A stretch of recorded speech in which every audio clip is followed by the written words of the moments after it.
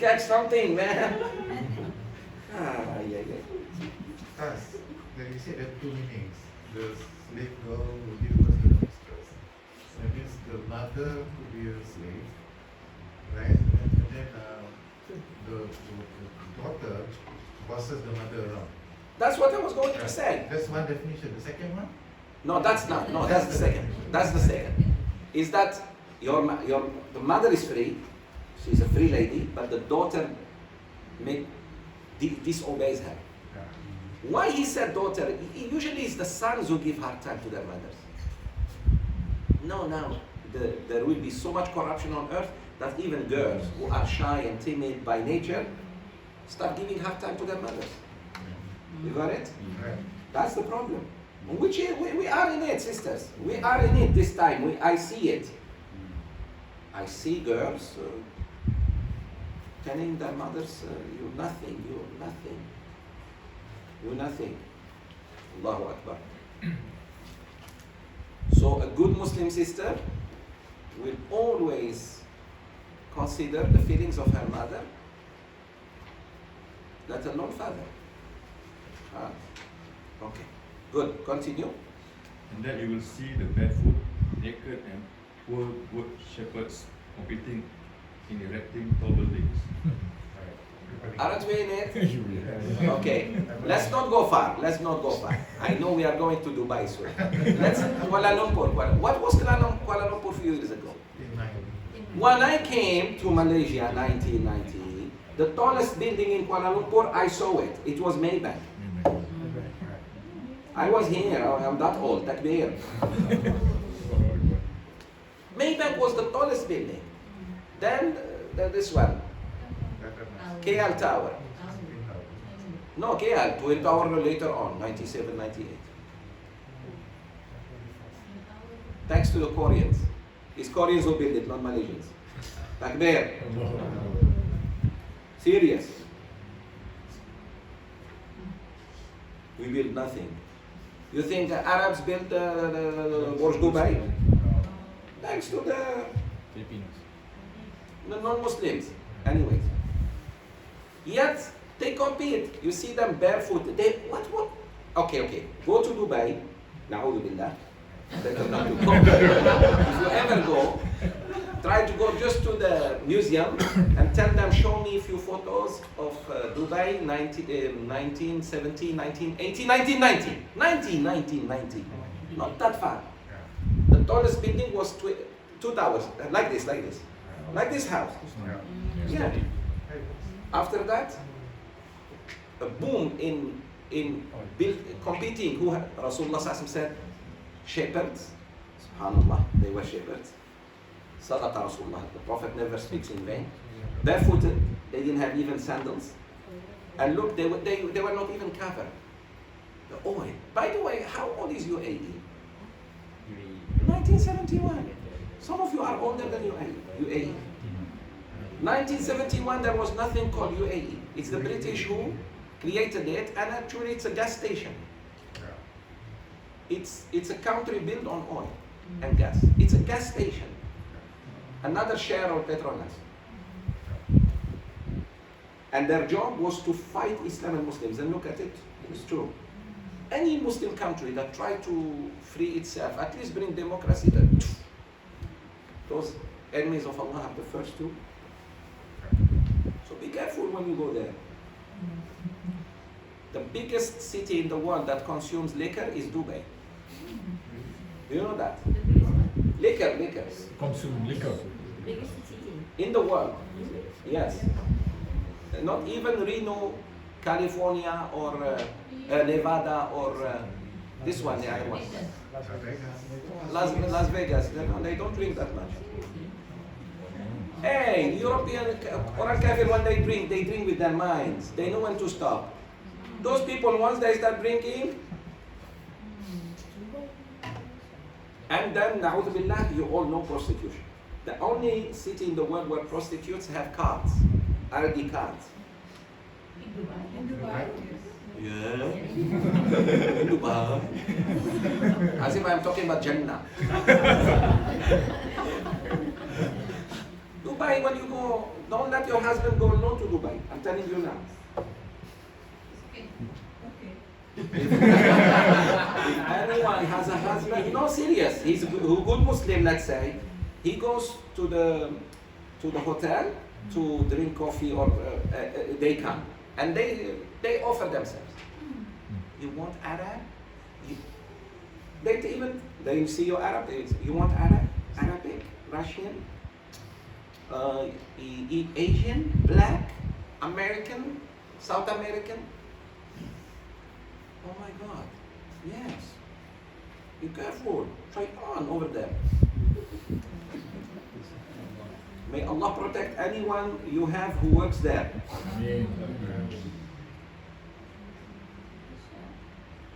Yes. Now ladies will never let you go. Takbir. No, serious. It's sad. And it's wanted, sisters. They want it that way. Number one supporter to Modi in the Arab world is UAE. Number one supporter to the Shia of Iran is UAE. Look at that. Number one people supporters to the war in Yemen, UAE. They tried to meddling in Algeria, finished the Algerian secret services, finished them quickly. Tunisia, same. They're bad. Their money is just to fight Islam and Muslims. Yet they wear like Muslim. They will wear that. No, that's culture. You know, that's culture. They wear it because it's comfortable. But their mind, go check their mind, is more Zionist than the Jews of Palestine. Remember who was the toughest on Rasulullah in Medina? Who? The hypocrites. And they were wearing like him, speaking like him. So this same. I want my sisters and brothers to not forget this. Yallah, back to... This is part of Hadith anyways. So he said when? He said, I don't know and you don't know. Then he said, give me some of the signs. The first sign, daughters start giving hard time to their mothers. And then you see this, usually boys give hard time, which is haram also, but teenagers. A girl supposed to be on the side of her mother, supposed to wipe the tears of her mother, not add more tears. The second one, you see the naked, poor people competing suddenly in who has the tallest building in the world. Subhanallah, Sadaqa Rasulullah. And now Saudi Arabia is building in Jeddah the tallest. Yeah. So they're competing. UAE says we are, the others say, okay, let's build. Yeah. Okay, continue. He, the stranger, then left, and after a long while, He left. The stranger then left. Look, he just left. And another Sahaba look at him. Please pay attention. This was where? In front of everyone. In masjid. It's like the Prophet was giving a lecture. And the man walked in. And then he disappeared. Okay, he left. the Prophet ﷺ said, O Umar, do you know who was that questioner? Umar replied, Allah and His Messenger ﷺ know better. I don't know. One way to say I don't know. Allah and His Messenger know best. Because they're talking to the Prophet. Okay? Allah's Messenger ﷺ said, that was Jibril. He came to teach you your religion. Allahu Akbar. That was Jibreel. He came in human form not to scare you. And to ask the questions that every Muslim needs to know. These are the questions we should ask. 4. Final hour. Look at it. Allahu Akbar. Final hour. Meaning Yawm al-Qiyamah. He said, we don't know, but I tell you signs. And he gave him 2 signs only. In other ahadith, there are many other signs that all of them we have seen. All the minor signs we have seen in other ahadith. But in this hadith, so there were 4 questions, meaning these are the 4 most important points that a Muslim should think about. How to practice Islam, how to fix his iman, how to reach the level of ihsan, and to get ready for the final day. These are the things that should really preoccupy your minds, my sisters and brothers. It's not what should I eat today, where should I go. Allah has already planned everything for you. But He said, Amal, do good. So the man disappeared. In another hadith, he disappeared. He walked, Umar followed him. That's why the Prophet ﷺ said, Umar, do you want to know who's that man? He said, do you know who's that? He said, Allah and you, O Messenger of Allah. No, I don't know. He said, that's Jibreel. Jibreel came in human form. Not to scare them. And that's why he was saying, Ya Muhammad, because no one dares to call him just by his name. So he came to tell them, to teach them the deen. جاءكم ليعلمكم أمر دينكم. He has come to teach you the most important thing of your religion. So the religion of Islam is all this. We are only stuck here. And even this, my brothers and sisters, we are not that strong. Until we do all this, then Allah gives us victory. Actually, the last one about final hour is actually related to one of the things in the second one, right? Iman, last day. Yes. So why might it be that he asked the fourth question single out? Very good. Because some Sahaba were asking when is the day of judgment. So the Prophet ﷺ, one day, one Sahabi came and said, Ya Rasulullah, when is the day of judgment? The Prophet ﷺ somehow didn't like that because what did he say to him? How he answered him? By question. He said, and what did you prepare for it? The point is not when. Let's say I know it's 2045. Example. If I live until 2045, let's say I know, khalas, Jumu'ah, December to 2045. Example. What did I do to what I'm doing to prepare for it? You see us delaying. Oh, it's not yet. Another 5 years I start working. Very hard. The point is not knowing the date, but what to prepare. It's like death. We don't know when to die, right? So why are we lazy to worship Allah? It could be today. Some of us may die today. There is no tomorrow for them. So why are we delaying sadaqah and zakat and hajj? And I intend this year. At least I die with that intention. Had the first hadith. Yes, my brother. Sure. Where did this incident happen? Is it Medina, in Masjid al-Nabawi. In Masjid al-Nabawi, yes. Very good. In Medina, in Masjid al-Nabawi. The amazing thing that Sahaba know, if you are not one of them, you must be dusty. Must, because you're coming from outside. This man looks so good, smells so, in another hadith, smells so good, this and that. That's Angel Jibreel. That's also interesting to know because this happened in Medina after Hijrah. So most of the important things about religion, not taught while in Makkah. Very good. In Mecca, it was mainly destruction of shirk. No shirk. Only one God. Only one God. Later on, all these details came in Medina. When somebody becomes Muslim, brothers and sisters, you go teach him hijab. What's wrong with you? The sister just became Muslim, you tell her, come. And then she asked, she said, can I wear like you, please? You stop, let me show you Ghusl Mandi. Just tell her, go shower, that's all. The first, you do this, be careful, your hair has to be... You say, oh my God, what did I do to myself? The brother just become Muslim. Tomorrow your beard has to be that long. Listen, we are, because we think that's Islam. A sister will come to Islam, I tell her, wear decently. Next time you come to our class, sister, so that she doesn't sit here showing her knees, let's say. But I will not tell her, wear hijab. You understand? I teach her Aqidah, I teach her Allah who is her maker. His names. Teach her Jannah, Jahannam. Tell her that life in the hereafter better than, it could be that she's missing good life. When she was kafir, everybody was giving her, helping her. When she became Muslim, all Muslim did is giving her a hug. A hug doesn't feed her. When you hug sisters hug sister. Oh, welcome to Islam. And then you go home. It's not going to feed her. Give her some Zakat, mu'allafa. Show her that, you know, she doesn't have a fridge. Go buy her fridge. Don't tell her, Inna Allah ma'as sabirin.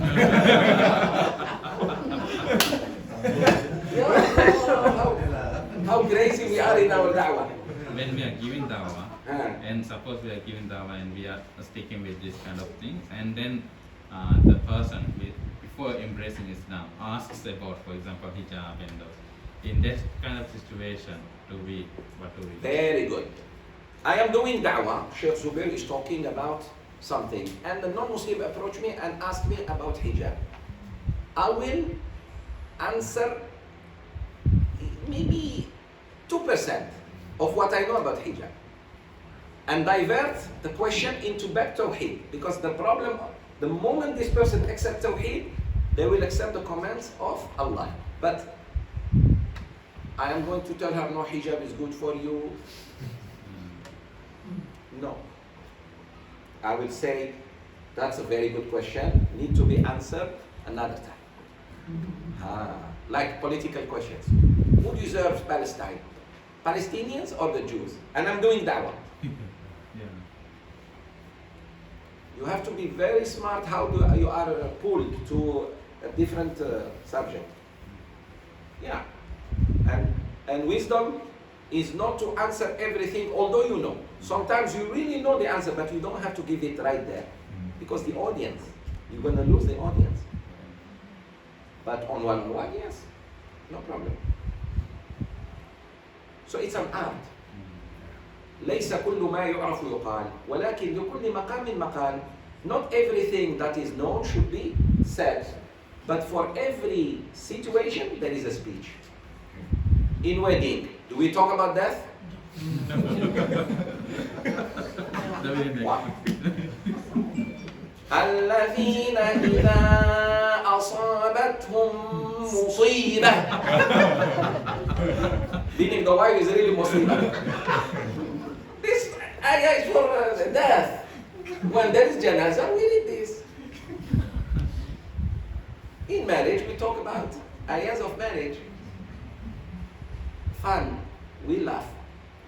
Because the occasion is happy occasion.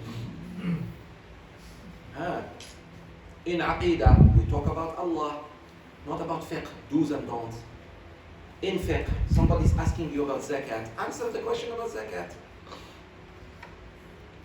But you may ask me about zakat in a context of hadith like this, so I'm not going to answer.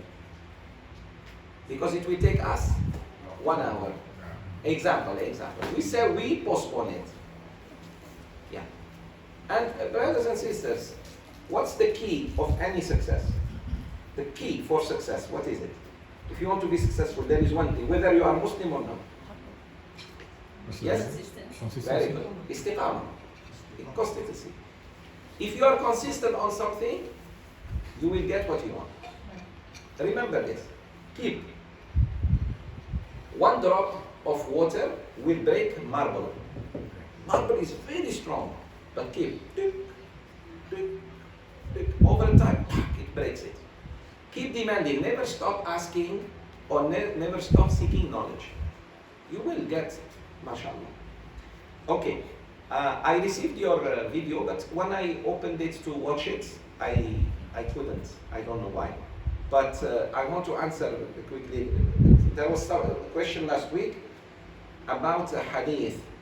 Now, I told you not every hadith is sound. Not every hadith out there is sound. That's why we have what we call an ahadith al-makdhuba or an ahadith al-mawdu'a. And one late sheikh, may Allah have mercy on him, Sheikh Nasiruddin al-Albani, rahimahullah, he has written for us all the lied upon ahadith in a book. Good, may Allah bless him. Look what he did. He went to the hadith, any hadith which is not wrong, which is not sound hadith, he took it and put it in the book, meaning if you find it in this book, don't even follow it. The enemies of Islam today, when they are attacking Islam, they are using ayahs and hadiths. if you don't know the ayah, the ayah are quite clear and no one can attack it because we quickly refute it. But the hadith, it may create doubt in your mind. For example, this hadith that they say, Al-wa'idatu wal-maw'uda fi an-nar. The woman who kills her baby and the baby that was killed will be in hell. They say that this is hadith. This hadith is not true. This is not hadith sahih. Please understand. But this man will say, look, it's in Imam al-Tirmidhi. When Imam Tirmidhi never claimed that all his hadith are authentic. Please understand this. When Alim wrote his hadith, he said, this is what I found. But he said, check. Even Bukhari said, check my hadith. The only thing we should not check is Allah's verses. Take them قطعي الدلالة قطعي الثبوت. قطعي الثبوت. The way it came, no one questioned it. But the hadith, we need to, that's why we have ulama of hadith. The most detailed science in history is ilm al-hadith. Do you know, if I start teaching you ilm al-hadith, we will, some of us will die and still we didn't. Serious. It's a very deep knowledge. That's why we have great ulama of hadith and only few worldwide, and most of them from India now. The greatest ulama of hadith are in India, Deoband. If you really want to go study hadith, go to India, Deoband. Also, to a great extent, Mauritania. Ulama of hadith, yeah, Mauritania. There is one great alim who narrates directly to Imam Bukhari in Algeria, in the desert of Algeria. But you have to go and spend time with him in the tent. Yes, and students come and that's how they live. They take as much knowledge and then travel back. Yes. So, but where there is still tradition and life is Deoband, India. Alhamdulillah. What I was talking about before I went to India?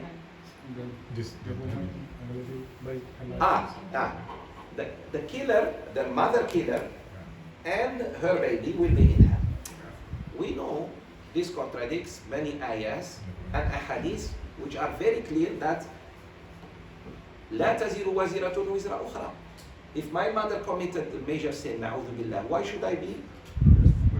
Especially when I'm baby. Now, at this age, if my father or mother, God forbid, do commit any major sin, Allah will not ask me about it. I didn't do it. The Quran clearly say that. لا تزر وازرة وزر أخرى. No one will be responsible for the sins of others. So the hadith must be understood either different if it is sound, or say this hadith is not.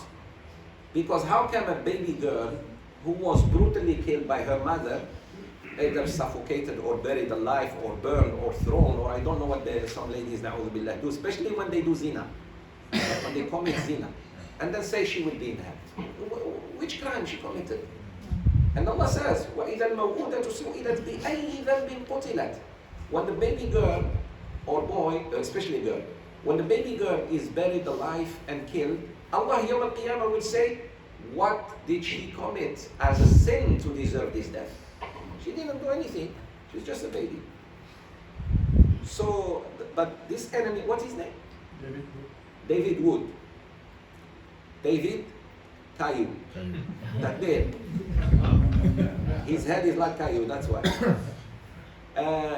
David Caillou Wood is attacking Islam, and he wants to say, look what religion you are following. This is it. And this is an old game. To make some Muslims who are not strong in their faith say, yeah, this David Wood is right, so I rather be Christian, that's all. But the Prophet didn't say that. Who liberated women? Who said that women should be saved? Who taught us to respect baby daughters and love them more than baby boys? It's Rasulullah sallallahu alaihi wasallam. It's Rasulullah sallallahu alaihi wasallam. Who among us stands up for his daughter when she comes to visit him and kiss her right behind the eyes, between the eyes? That's Rasulullah sallallahu alaihi wasallam with Fatima. Who should kiss the other one? The daughter should kiss her father's hand, right? The Prophet ﷺ stands up when he sees Fatima coming after a few days of missing her with her babies, Hassan and Hussein, and he kisses her between her eyes. MashaAllah. That's a high form of respect. Who taught us that? That Sahabi who had a baby girl. The Prophet ﷺ said, now you have children. Because he had boys. When he had a girl, he said, now you have children. Meaning you didn't have children until you had the girl. So when Allah gives you baby girls, you should be very happy. Because it's the baby girls who will take care of you in old age. Most men, I'm busy. I'm making money. Takbir. May Allah give you salih daughters, and salih son, and salih chuchus. And do not let all your kids run away from you. Keep some of them near you. Say when you send me to Allah, you can go on your own. Stay here, near me.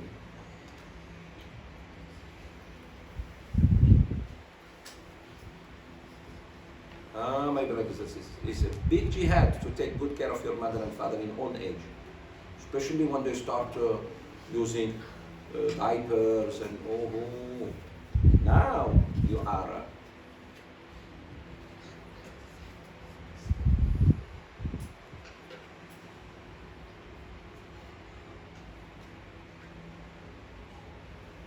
that's why I believe in honesty before marriage. You have to tell her, listen, I have an old mother and I would stay with her. Would you join me?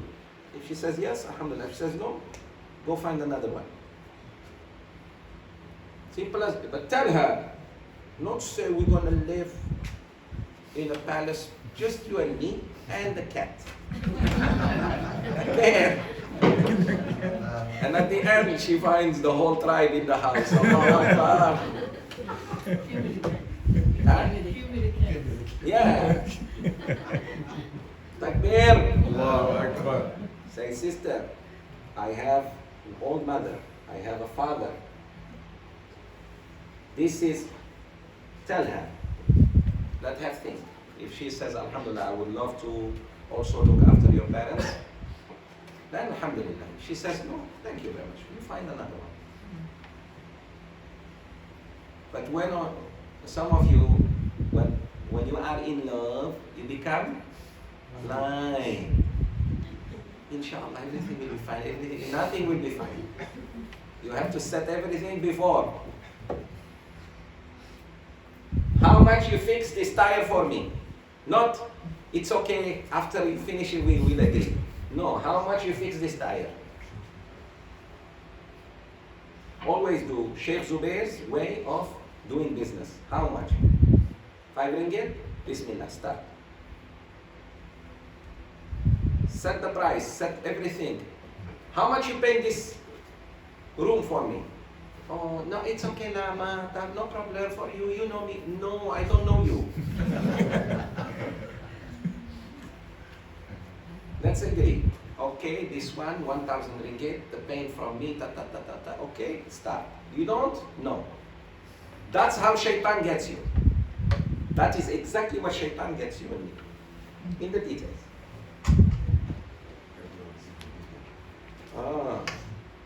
Set everything. Before we do. Before you do, discuss everything. Business, marriage, anything. Agree, execute. Not execute and let's agree. Did they come or not yet? Next week. Who has a nice car here? Who has a Mercedes, the latest? Shout. Come on. We need it. You don't have? I'll just do it. I get one. Takbir.